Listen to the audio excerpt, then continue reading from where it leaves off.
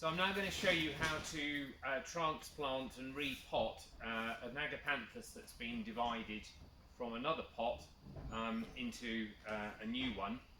And the first thing is drainage. So I'm using here polystyrene, which is nice and light, as a base layer to ensure that the plant doesn't sit too wet over winter in particular, but aids drainage year round. The compost I'm using is quite heavy in wood. This is a professional compost, but Agapanthus like free draining soil. So when you think about choosing your compost, look for a multi-purpose one which has got possibly a high level of bark added to it, up to 30%, or you can add some grit, but obviously that makes things heavier. But you basically want a nice, open, free draining compost.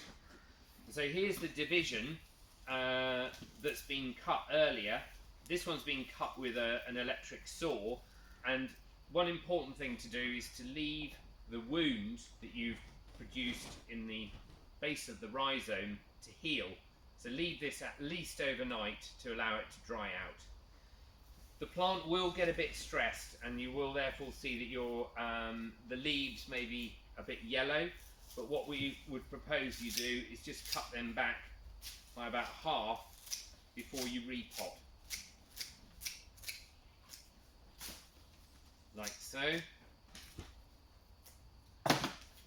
And then this piece is about the right size, leaving about 5 to 10 centimetres maximum space around its new pot. You don't want to put a piece in a pot that is much too big. So this piece is a bit too big in here. This is perfect.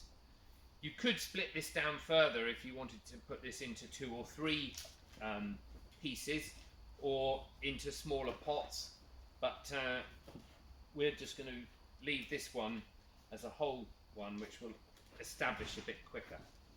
Your compost level in the base wants to ensure that the top of the split is level with the top of the compost. This is going to be where the new roots are going to come from. So you can see we've chopped the bottom off this split, but that's no harm done, because there's a lot of dead root often in the bottom of pots, and all the new growth is going to come from the top here. So I'm now just going to make sure we've got no air holes around the division. Once I've done this, and I'm doing this in the autumn, I'm going to water it in well, but I'm then going to put it back into a greenhouse or a light porch or conservatory. You really need to make sure that you don't allow this to get too wet over winter before the plant has fully established again. So there we go, and that wants to now be nurtured over winter, kept moist but not wet, but don't let it completely dry out, and you should see some root formation coming sooner rather than later.